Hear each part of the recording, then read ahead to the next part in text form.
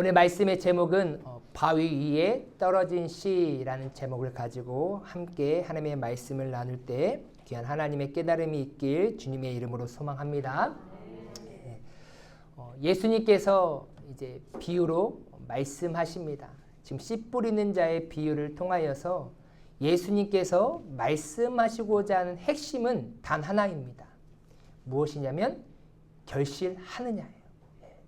내 삶 가운데 결실이 있느냐 아니면 결실을 못 맺느냐, 이것을 예수님께서 말씀하시고자 하시는 것이죠.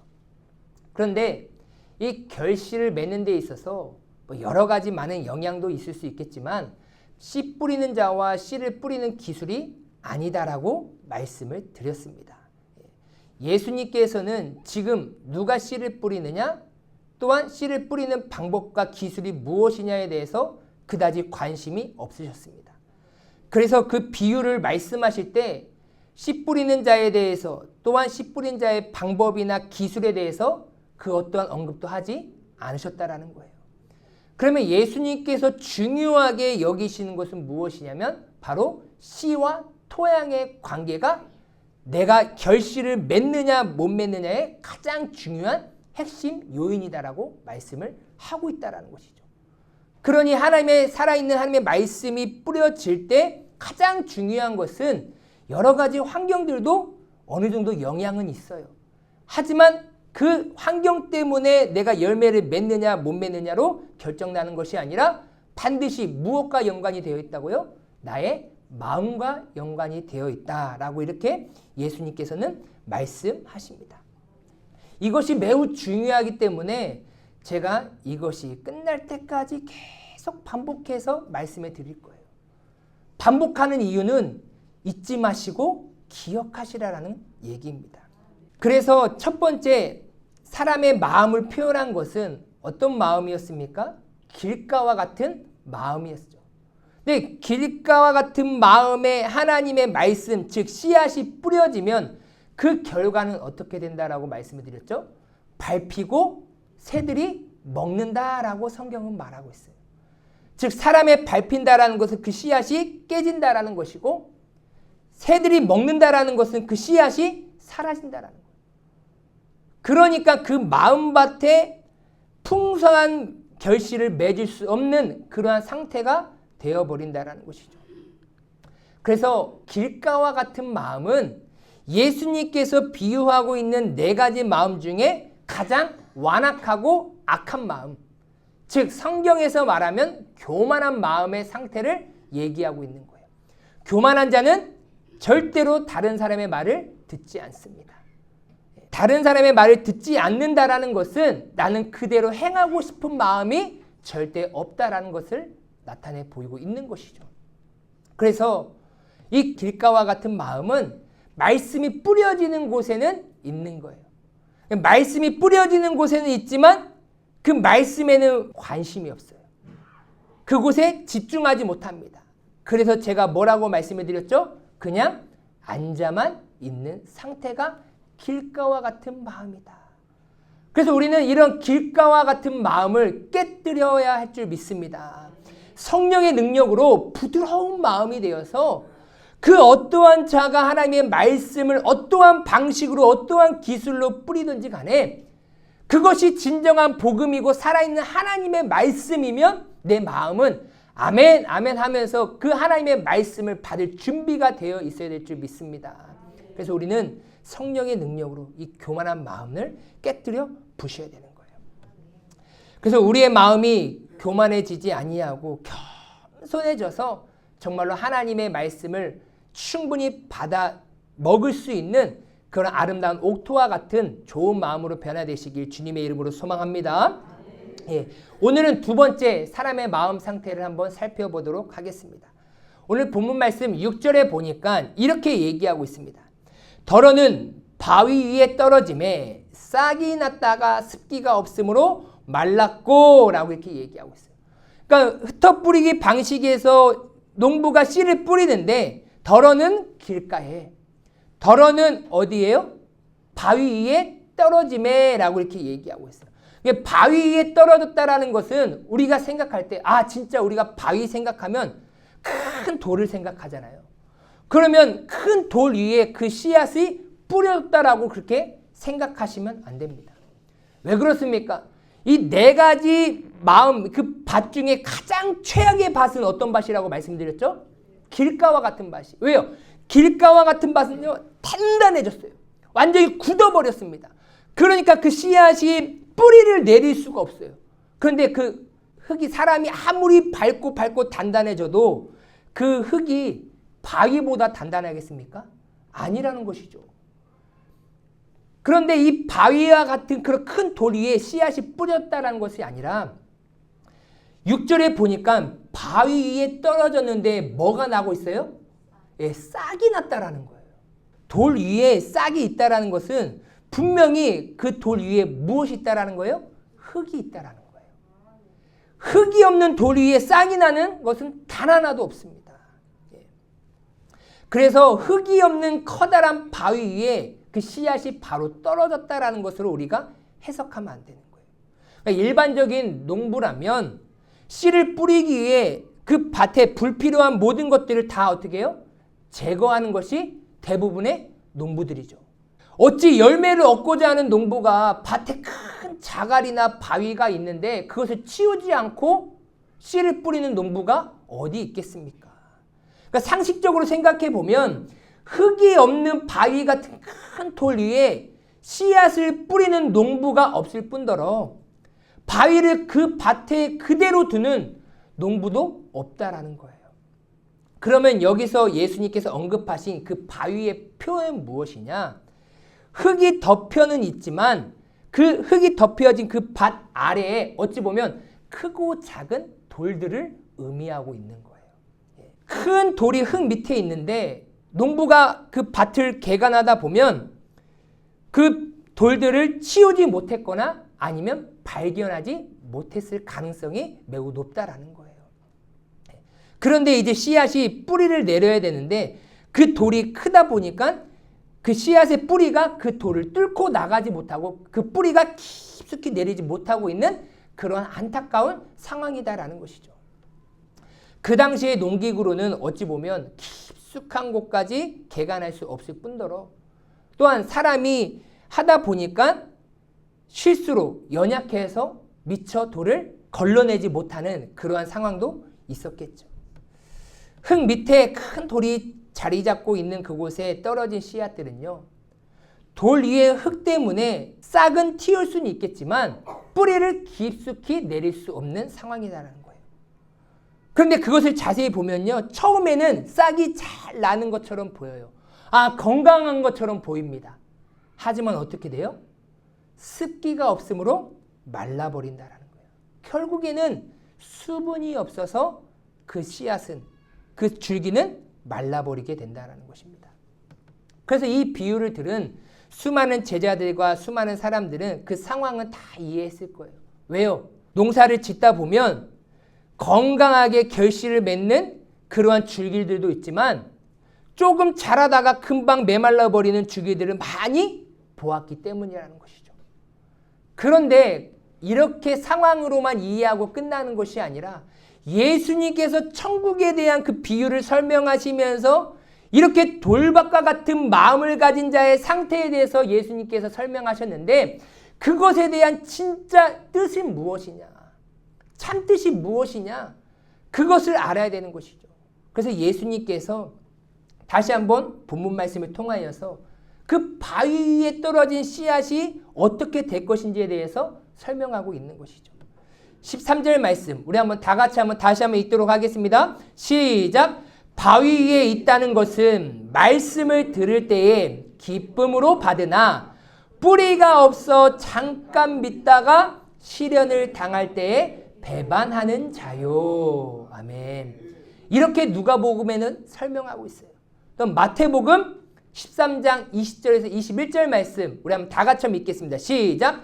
돌밭에 뿌려졌다는 것은 말씀을 듣고 즉시 기쁨으로 받되 그 속에 뿌리가 없어 잠시 견디다가 말씀으로 말미암아 환난이나 박해가 일어날 때에는 곧 넘어지는 자요. 아멘. 자, 이렇게 설명하고 있어요. 누가복음과 마태복음을 통하여서 이 돌밭에 뿌려진 그런 마음을 가진 자의 상태는 어떤 상태인지 한번 살펴보도록 하겠습니다. 돌밭과 같은 마음을 가진 자의 특징은 첫 번째 무엇이냐면 똑같아요. 길가와 같은 마음을 가진 자와 동일하죠. 첫 번째는요. 말씀을 들은 자라는 거예요. 바위 위에 있다는 것은 말씀을 들을 때에, 돌밭에 뿌렸다는 것은 말씀을 듣고 라고 이렇게 얘기하고 있어요. 그러니까 동일하게 하나님의 말씀이 뿌려지고 있는 그 자리에 내가 있다라는 사실인 것이에요. 또한 두 번째로는 기쁨으로 받은 자라는 거예요. 누가복음 8장 13절 말씀에 보니까 바위 위에 있다라는 것은 말씀을 들을 때 어떻게 받아요? 기쁨으로 받는데요. 돌밭에 뿌려졌다는 것은 말씀을 듣고 즉시 기쁨으로 받아요. 그러니까 길가와 같은 마음과 돌밭과 같은 마음의 차이는 뭐예요? 똑같이 앉아있지만 길가와 같은 마음은 그냥 앉아있어요. 누가 전해든지 간에 전혀 관심이 없어요. 마음이 하나님의 말씀의 씨앗을 받고자 하는 마음이 전혀 없다 보니까 기쁨으로 하나님의 말씀을 받을 수가 없어요. 그러니까 말씀이 전해지는 그곳에 앉아는 있지만 내 심령이 기쁘지를 못하는 것이죠. 그런데 이 돌밭과 같은 마음은 조금 차이가 있습니다. 어떻게 해요? 하나님의 말씀을 어떻게 해요? 기쁨으로 받기는 하십니다.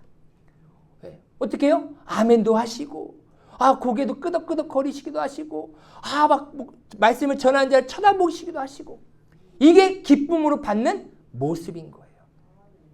즉, 말씀에 대한 거부감이 없는 것이죠. 그래서 말씀을 기쁨으로 받는 자다. 또한 세 번째, 어떻게 해요?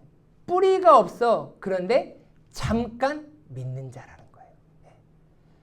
뿌리가 없어 잠깐 믿다가, 그 속에 뿌리가 없어 잠시 견디다가 라고 얘기하고 있어요. 그러니까 이 돌밭과 같은 마음을 가지고 신앙생활 하시는 무엇이냐면요. 위태로우신 분이에요. 언제 교회를 떠날지 모르는 그런 위태위태하신 분인 거예요. 또한 언제 실족하지 모르는 그런 위태로우신 분이에요. 왜요? 뭐가 없어요? 뿌리가 없어요. 뿌리가. 그러니까 말씀에 뿌리가 없어 불안불안하게 신앙생활하고 있는 자라는 거예요. 그리고 네 번째입니다. 시련, 즉 시험이나 유혹, 환난과 박해가 오면 뭐 하는 자라고요? 배반하는 자다라고 얘기하고 있어요. 시련을 당할 때에 배반하는 자요. 환난이나 박해가 일어날 때에는 곧 넘어지는 자요. 라고 이렇게 얘기하고 있습니다. 그러니까 결국 이 불안불안하게 믿음의 뿌리가 굳건하게 자리 잡고 있지 못한 이 돌밭과 같은 마음을 가지고 신앙생활하는 사람은요. 반드시 어려움, 시험, 환난 그것이 오면요. 예수님을 배반합니다.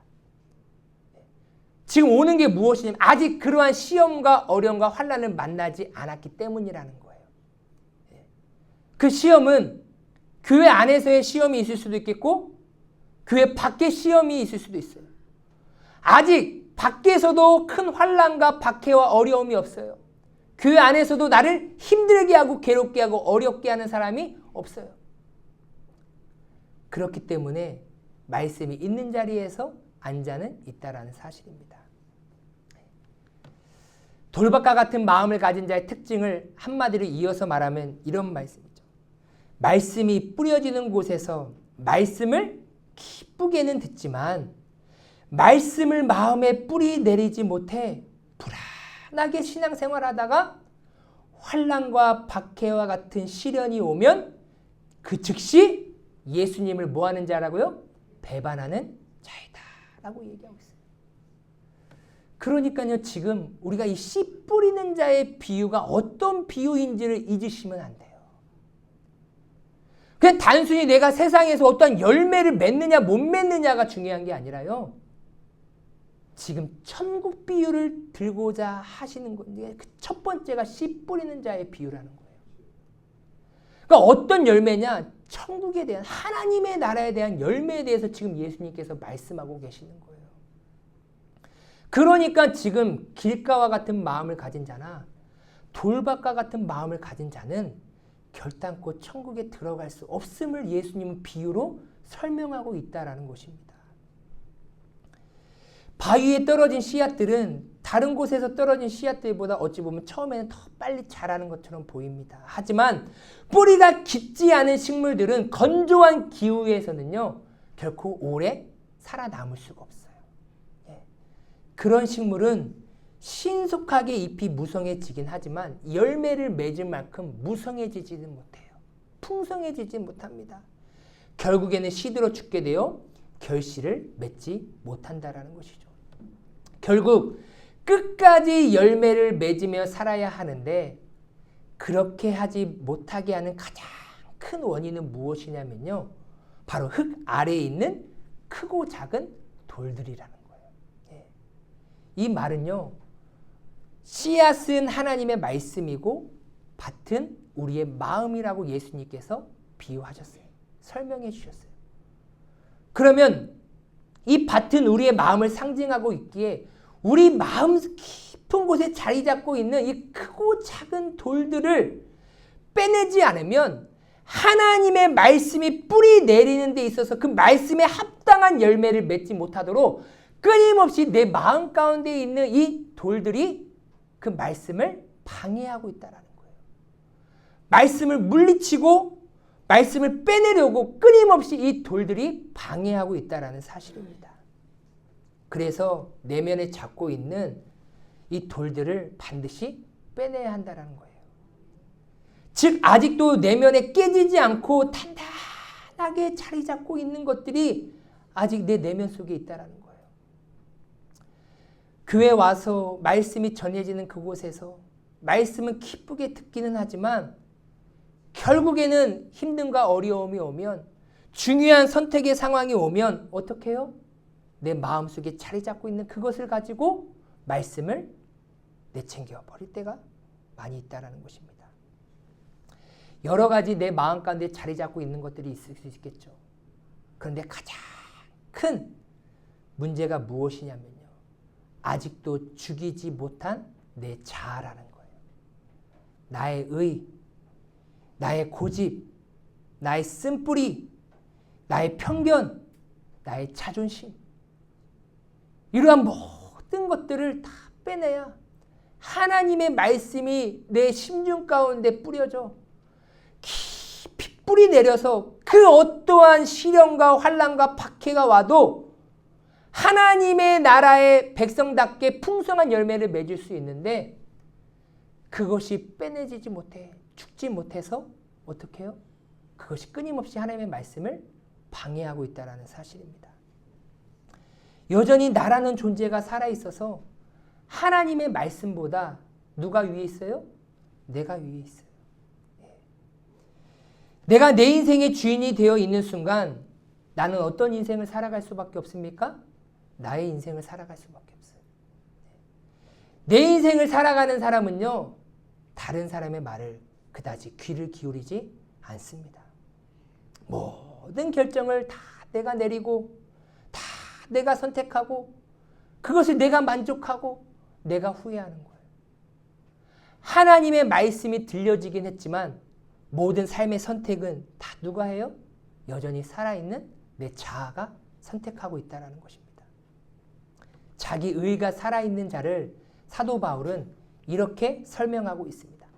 우리 로마서 10장 2절에서 3절 말씀 우리 한번 다 같이 읽도록 하겠습니다. 시작. 내가 증언하노니 그들이 하나님께 열심히 있으나 올바른 지식을 따른 것이 아니니라. 하나님의 의를 모르고 자기 의를 세우려고 힘써 하나님의 의에 복종하지 아니하였느니라. 아멘. 지금 사도 바울이 하나님께 열심은 있대요. 말 그대로 하나님의 말씀을 기쁨으로 받기는 한다라는 거예요. 그런데 그것이 성경이 말하는 올바른 지식을 따른 것이 아니라는 거예요. 왜요? 하나님의 의, 하나님의 진짜 뜻, 하나님의 마음, 하나님의 영광은 전혀 모르고 그것에는 관심이 없고 무엇을 세우기 위하여서 하나님께 열심을 내고 있어요? 자기 의라는 거예요. 내 자신, 내 자아, 내 자존심, 내가 가지고 있는 그 고집, 그 의, 그것을 세우기 위하여서 어떻게 해요? 열심은 있으나 그러니까 나를 세우기 위해서 열심히 하는 게 또 하는 게 있어요. 뭐예요? 힘써 하나님의 의에 뭐 하지 않습니까? 복종하지 않아요. 하나님의 진짜 말씀의 뜻에는 내가 노력해서 열심을 다해서 복종하지 않습니다. 이것을 사도 바울은 지적하고 있는 거예요. 내 자아가 반듯하게 살아있는 한 절대로 하나님의 의에 복종할 수 없습니다. 그래서 사도 바울은 하나님의 의에 복종하여서 하나님이 기뻐 받으실 만한 풍성한 열매를 맺을 수 있는 유일한 방법을 가르쳐 주었습니다. 그 말씀은 갈라디아서 2장 20절 말씀이에요. 매우 중요한 말씀이죠. 우리 한번 다 같이 한번 읽도록 하겠습니다. 시작! 내가 그리스도와 함께 십자가에 못 박혔나니 그런즉 이제는 내가 사는 것이 아니요 오직 내 안에 그리스도께서 사시는 것이라. 이제 내가 육체 가운데 사는 것은 나를 사랑하사 나를 위하여 자기 자신을 버리신 하나님의 아들을 믿는 믿음 안에서 사는 것이라. 아멘. 사도 바울은 사람이 하나님의 의를 드러내며 살아가는 풍성한 열매를 살기 위해서는 반드시 이러한 존재가 되어야 된다고 얘기하고 있어요. 내가 그리스도와 함께 십자가에 뭐였나니? 못 박혔나니 그런즉 이제는 내가 사는 것이 아니요 오직 내 안에 그리스도께서 사시는 것이라. 할렐루야. 내 자아가 죽지 아니하고 내가 여전히 살아있으면 자기 의를 위하여서 힘써 열심을 내며 하나님의 의를 힘써 복종하지 않게 된다라는 사도 바울은 깨달았어요. 그러니 내가 죽어야 하나님이 사시는 것이구나. 그러니 예수님께서 십자가에 못 박혀 죽으실 때 나 또한 그곳에 죽었다. 이제 내가 사는 것은 육체 가운데 내가 사는 것은 어떻게 하는 거예요? 나를 사랑하사 나를 위하여 자기 자신을 버리신 하나님의 아들을 그 믿는 믿음 안에서 사는 것이다. 그러니 이제 사도 바울의 주체는 진정으로 예수를 믿고 구원받아 하나님의 나라를 얻는 그 하나님 나라의 백성의 주체는 내가 아니라 예수가 된 것이죠. 예수님만이 진정한 주인이 주체가 되었다라는 사실입니다. 이러한 상태가 되었을 때 하나님의 뜻을 이루어드리고 하나님의 기쁨을 이루어드리고 하나님께 영광을 올려드리는 하나님의 의를 따라 살아갈 수 있는 존재가 된다라는 사실입니다. 돌박과 같은 마음에서 벗어날 수 있는 방법은 단 하나예요. 그 돌박과 같은 땅에서 열매를 맺게 하는 방법은 뭐 하는 거예요? 돌을 치우는 것밖에 없어요. 다른 방법이 없습니다. 그러니 돌을 치우는 것은 무엇이냐면 이 돌과 같은 단단하게 굳어버린 자리 잡고 있는 내 자아, 나의 의를 드러내고 싶어하는 그 마음들, 나의 고집들, 쓴뿌리, 편견, 이 자존심을 어떻게 해요? 다 죽여서 버려야 되는 거예요. 내가 죽어야만이 열매를 맺을 수 있습니다. 내가 살아있으면 절대로 열매를 맺을 수가 없어요. 왜요?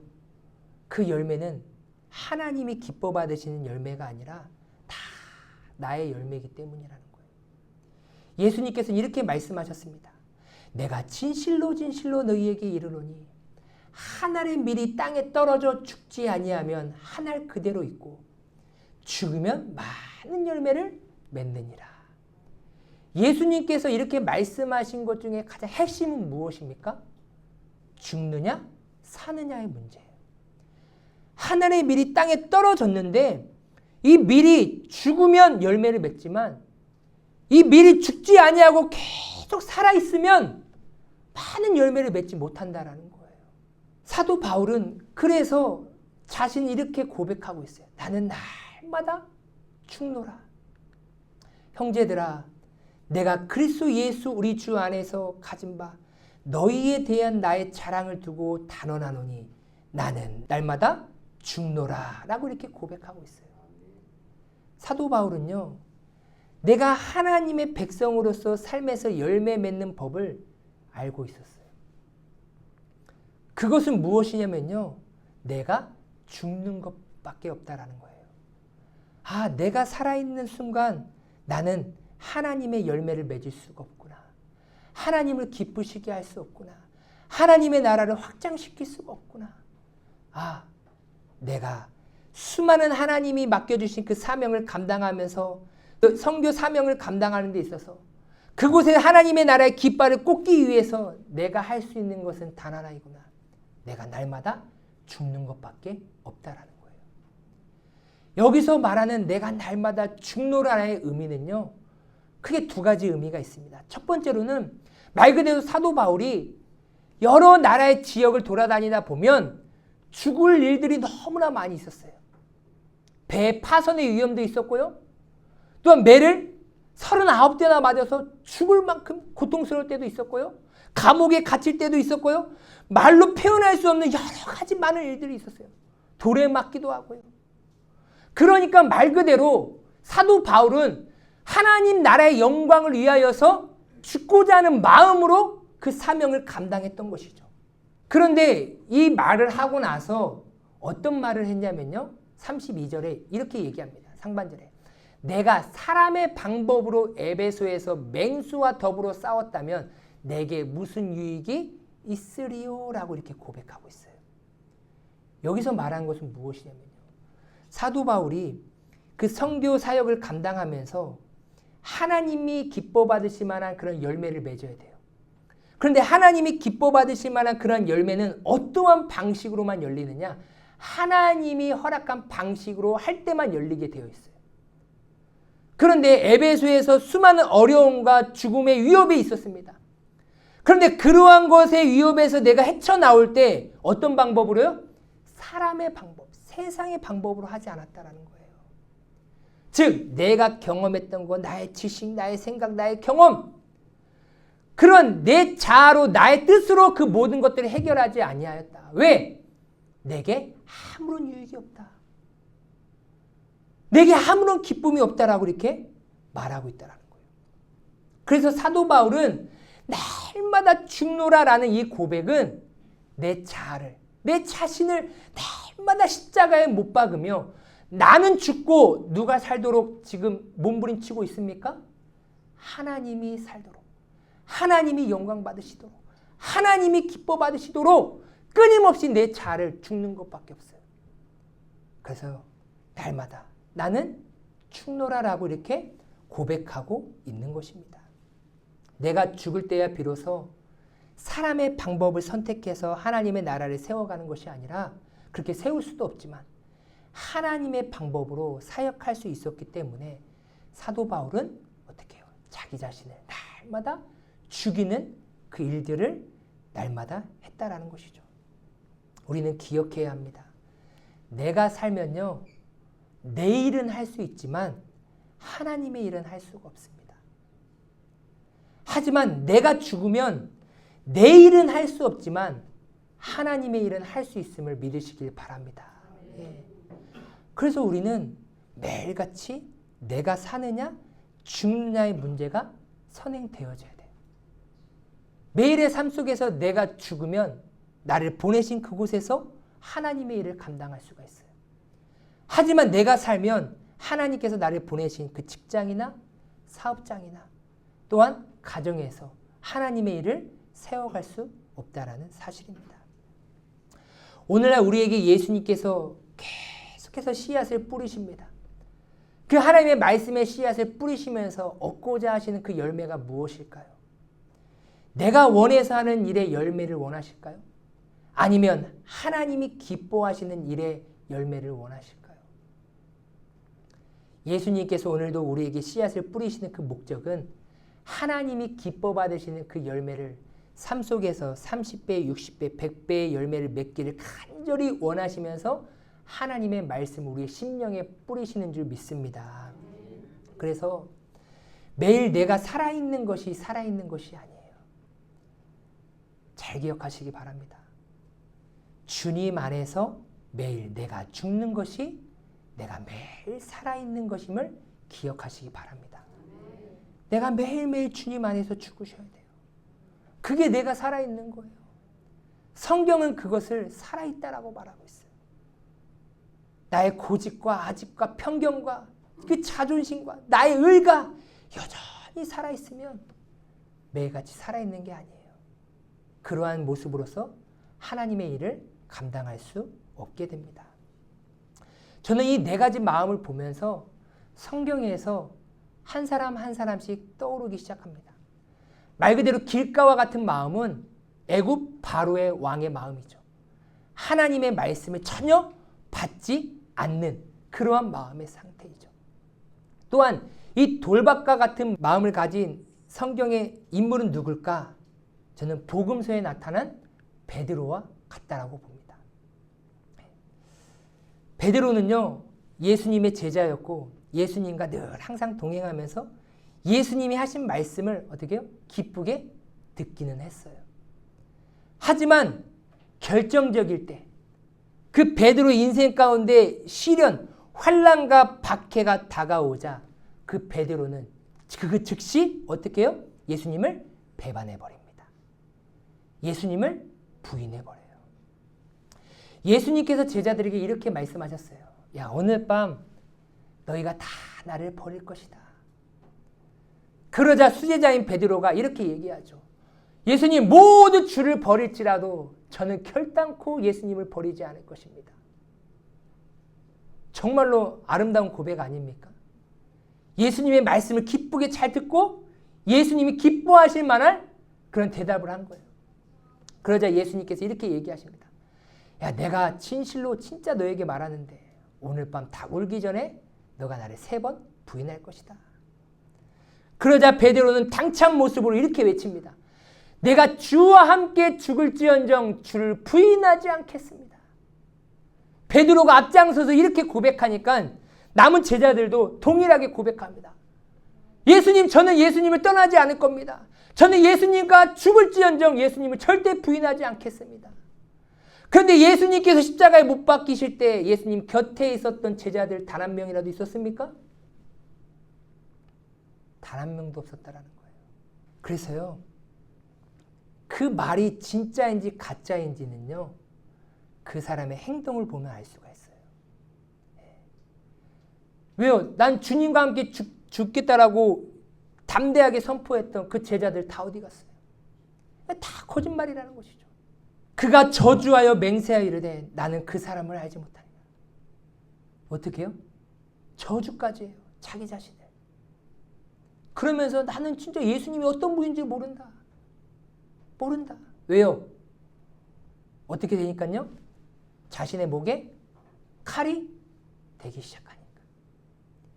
자신의 집안이 흔들려질 것 같고 내 가업이 흔들릴 것 같고 내가 왠지 가난해질 것 같고 내가 힘들어질 것 같으니까 이제 예수님을 모른다라고 부인하기 시작하는 거예요. 사람이 감정적으로 내뱉는 말로는요, 그 믿음의 증거를 확증할 수 없어요. 그러니까 예수님은 뭐라고 말씀하시냐면요, 열매로 나무를 안다라고 얘기하고 있어요. 그 사람이 예수님께 붙어 있는지, 나무이신 예수님께 가지가 되어 붙어 있는지 뭘로 아느냐? 말로 아는 게 아니라 열매로 안다라고 얘기하고 있어요.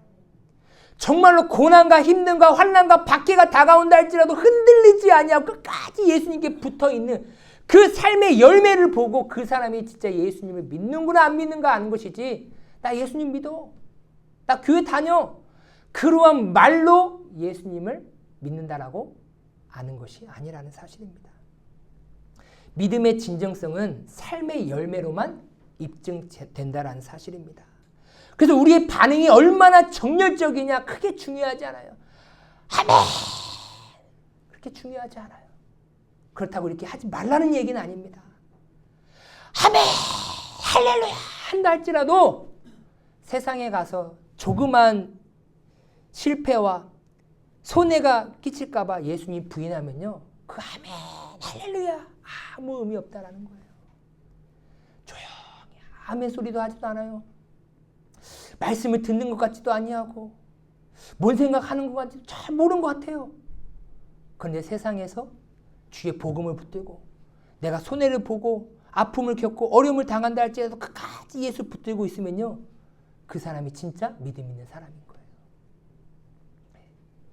믿음의 뿌리가 없으면요. 결국 믿음을 저버리고 예수님을 떠나게 됩니다.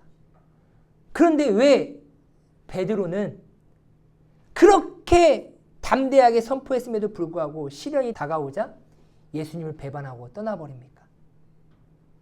그 마음 가운데 아직 깨지지 아니하는 자리 잡고 있는 돌이 하나가 있었어요. 그것이 무엇이냐면요. 베드로 마음 가운데 있었던 그 메시아 대망 사상이 아직 깨지지 않았어요. 예수님과 3년 반 동안 공생의 기간 동안 함께하고 수많은 예수님의 말씀과 가르침, 놀라운 기적과 이적을 보았음에도 불구하고 시련이 오자, 박해가 오자 단번에 그 즉시 예수님을 배반해버리는 베드로의 마음. 왜요? 그 마음 가운데 아직 깨지지 아니하는 그 마음이 있었다는 거예요. 왜? 베드로는요. 어떤 메시아를 기다렸냐면요. 이 로마 압제로부터 이 나라를 해방시켜주고 세상에서 제일 으뜸되는 그 왕이 되셔가지고 그 자신의 권세와 권력이 더 높아져서 세상을 통치하고 다스리고 말 그대로 어깨를 딱 펴시고 목이 곧은 상태로 떵떵거리며 사는 그런 메시아를 기다렸다는 거예요. 그런데 지금 나와 함께하고 메시아라고 하시는 그 예수님은 어떤 모습입니까? 초라할 때 이를 데가 없어요. 예수님과 함께 다니면 내가 상상했던 그 메시아와 전혀 다른 모습을 나타내 보이고 있다는 거예요. 예수님은 제자를 부를 때 세상의 화려함을 약속하고 부르지 않으셨어요. 세상의 큰 변화를 약속하고 제자를 부르지 않으셨다는 거예요.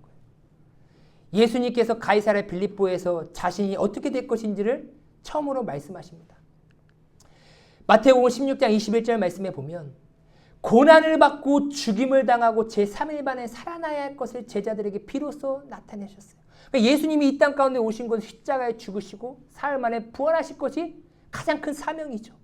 그것을 제자들에게 얘기했어요. 그런데 제자들은요. 이것을 믿지를 못합니다. 왜요? 메시아 대망 세상은 뭐예요? 어찌 왕이 죽어? 그리고 부활조차는 애초부터 믿지도 않았어요. 왜요? 예수님이 부활하신 것을 보고 막달라 마리아가 여인들이 가서 증언해도 제자들은 믿지 않았어요. 그런데 지금 이 당시에 예수님께서 내가 십자가에 죽고 사흘 만에 살아날 것에 대해서 얘기하면 믿었겠습니까? 전혀 믿지도 않았어요. 이 말을 들은 베드로가 곧장 예수님께 이렇게 얘기합니다. 예수님 죽지 마십시오. 예수님께 이러한 일이 결코 일어나지 않을 것입니다. 왜 이렇게 얘기해요? 진짜 하나님의 마음을 알면 하나님의 뜻을 알면 어떻게 돼요? 그렇죠. 예수님 죽으셔야죠. 예수님 십자가에 죽으셔야만이 수많은 죄인들의 죄가 다 사함받지 않겠습니까? 그리고 사망 권세 이기시고 부활하셔야죠. 예수님 그 길을 제가 같이 함께 걸어가겠습니다. 이게 예수님의 마음 아니겠습니까? 하나님의 마음 아니겠습니까? 근데 이렇게 고백하는 것이 아니라 어떻게 고백해요? 예수님 죽으면 안 돼요. 예수님이 죽는 그 일이 일어나지 않을 것입니다. 라고 이렇게 얘기하고 있어요. 그러자 예수님께서 뭐라고 말씀하십니까? 사탄아 내 뒤로 물러가라. 너는 나를 넘어지게 하는 자로다.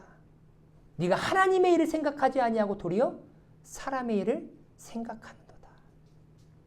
지금 베드로의 마음에는 예수님을 통해서 무엇을 얻고자 하는 거예요? 단 하나입니다. 그냥 예수님의 능력을 통하여서 자신의 세상적인 변화, 이스라엘이 가장 위대한 나라가 되어서 세상을 통치하고 다스리는 그러한 나라, 현세적인 그러한 것만 꿈꿔왔기 때문이라는 거예요. 여전히 그 마음 가운데 유대인들이 품고 있는 그 구원자 대망 사상, 메시아 대망 사상이 깨지지 않고 있기 때문이라는 거예요. 하지만 예수님은 제자들에게 늘 항상 이렇게 말씀하셨습니다. 그때 사람들이 환난에 넘겨지겠고 너희들이 죽으리니 너희가 내 이름 때문에 모든 민족에게 미움을 받으리라 라고 얘기하고 있어요. 예수님의 말씀은 우리가 예수님의 이름 때문에 세상에서 뭘 받습니까? 환난을 받습니다. 박해를 받아요. 미움을 받아요. 그런데 돌박과 같은 마음, 여전히 내 자아가 죽지 아니하고 살아있는 자는요, 이러한 미움과 환난과 박해가 오면 즉시 누구를 배반한다고요? 예수님을 배반해버린다는 사실입니다. 예수님은 우리에게 계속해서 말씀하세요. 예수 이름 때문에 받는데요. 내 이름 때문에 모든 민족에게 너희가 미움을 받을 거야. 그럼 우리는 어떤 준비를 하며 살아가야 됩니까? 미움 받을 준비를 하고 살아가셔야 돼요. 내가 박해를 받고 환난을 당할 준비를 하고 살아가셔야 돼요. 그럼에도 불구하고 나는 예수를 부인하지 않겠다. 그러면서 예수님께서 하신 말씀이죠. 우리 한번 다 같이 읽겠습니다. 시작. 그러나 끝까지 견디는 자는 구원을 얻으리라. 할렐루야. 예. 하나님의 말씀 기쁘게 받는 건 너무 중요합니다. 하지만 환난과 핍박과 어려움이 당하는 그 순간 즉시 예수님을 부인해버리면 그 하나님의 말씀 듣는 거 아무런 의미가 없어요. 끝까지 견디는 자. 왜 견뎌요? 견딜 수 없으니까 견디는 거지. 견딜 수 있는데 끝까지 견디는 자를 말합니까? 아니에요. 그 어떠한 사람이 큰 고통과 어려움을 당하고 싶은 사람이 어디 있겠습니까? 하지만 우리가 예수를 믿는 순간 예수 이름 때문에 어려움을 당한다라고 예수님은 말씀하셨습니다. 예수 이름 때문에 환난과 핍박을 당한다 할지라도 예수님을 부인하지 않고 끝까지 승리하며 살아가시길 주님의 이름으로 소망합니다. 그러한 인생에게 하나님의 나라를 허락해 주시는 거예요. 그러한 인생에게 삶에서 하나님의 나라를 이룰 수 있도록 은혜를 허락해 주신 줄 믿습니다. 내 마음 가운데 자리 잡고 있는 내 자아, 이 돌을 깨뜨려 부시길 주님의 이름으로 소망합니다. 이제 내가 사는 것이 아니요 내 안에 예수 그리스도께서 사셔야만이 우리는 삶에서 열매를 맺을 수 있습니다. 날마다 십자가의 은혜를 붙드시고 주의 성령의 은혜를 충만히 받으셔서 나의 심령이 오직 예수 안에 거하시고 예수님으로 인하여서 살아가심으로써 내가 살아가는 그곳에서 하나님의 영광을 드높이며 살아가시는 우리 귀한 성도님을 되시길 주님의 이름으로 소망합니다.